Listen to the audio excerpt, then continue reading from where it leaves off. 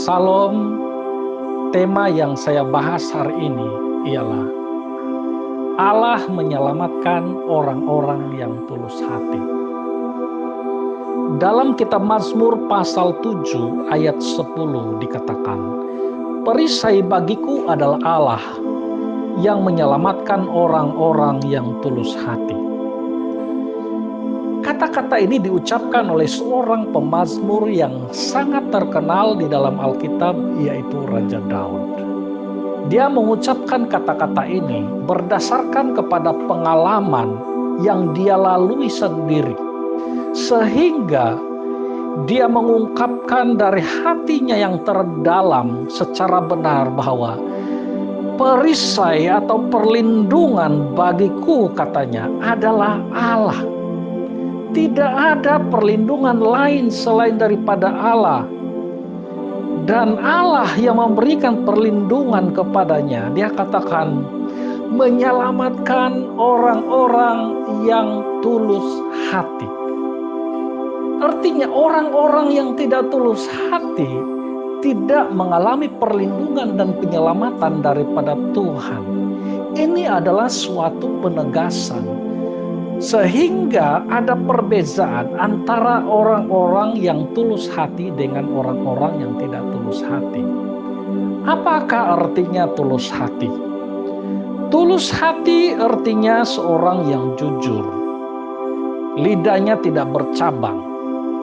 Kalau ya katakan ya, kalau tidak katakan tidak. Di dalam hidupnya tidak ada tipu-tipuan. Dalam hidupnya tidak ada akal-akalan.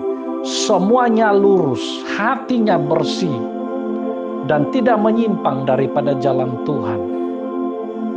Saudaraku, dalam Yesaya pasal 26 ayat 7. Yesaya 26 ayat 7 dikatakan, jejak orang benar adalah lurus. Perhatikan.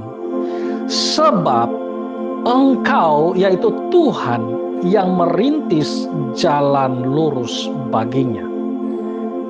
Jalan orang yang benar itu lurus. Kenapa? Tuhan yang merintis jalan hidupnya. Arti merintis di sini ialah Allah yang menyediakan jalan. Allah yang mendahului jalan itu sebelum seseorang yang lurus hatinya itu menjalani hidupnya. Allah sudah mendahului jalan hidupnya, sehingga jalan hidup yang disediakan oleh Allah itu adalah jalan yang paling aman dan damai bagi dia. Saudaraku, orang yang tulus hati ini diselamatkan oleh Tuhan karena dia adalah seorang yang takut akan Allah. Dia seorang yang setia memandang Tuhan dalam keadaan apapun. Dia diperkenankan oleh Allah karena dia melakukan segala kehendak dan perintah-perintah Tuhan, seperti juga yang dilakukan oleh Raja Daud. Meskipun dia menghadapi ada banyak cabaran, rintangan yang silih berganti di dalam kehidupannya, dia tetap memelihara ketulusan hatinya di hadapan Tuhan. Apa yang berlaku pada saat dia memelihara ketulusan hati di hadapan Tuhan, maka Allah memberikan dia keberuntungan dan doa-doa yang dia sampaikan kepada Tuhan sungguh-sungguh didengarkan dan dikabulkan oleh Tuhan. Sehingga jalan-jalan yang dia lalui seterusnya itu adalah jalan yang dikehendaki oleh Tuhan. Meskipun ada jalan-jalan yang mempunyai rintangan, tetapi Tuhan sentiasa bersama dengan dia.